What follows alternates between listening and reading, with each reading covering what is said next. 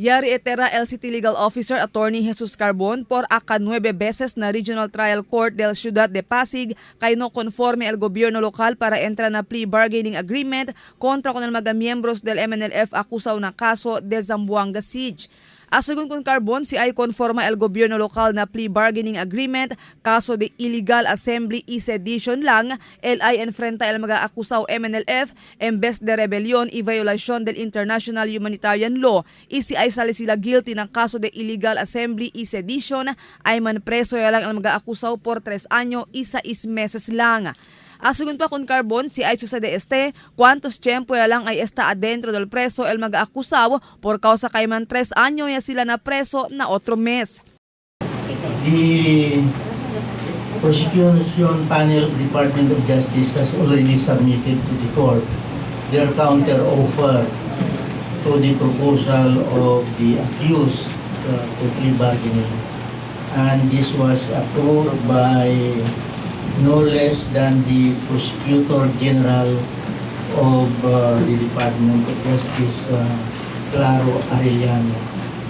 So it just remains for the court to approve the same with respect to 138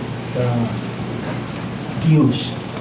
Asegun con Consel Jimmy Villaflores, un poco a favor el panel of prosecution na plea bargaining agreement y makatriste con el cosa tapasa. Uno si Villaflores del magaya puede atende con el pre-trial del caso Aliana Pasig del agosto 9 este año.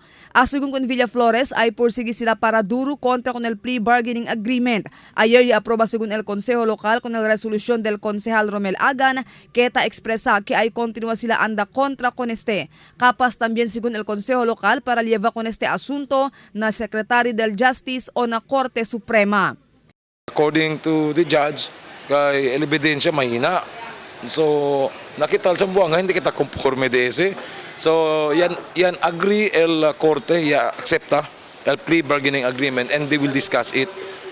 Most likely, sad to say, the poco el Corte and the Department of Justice kaya representa el prosecution alyan na Manila daw po ko pabor sila na plea bargaining agreement kaya no kere sila agara ko mga kaso kere sila larga yung mga kaso.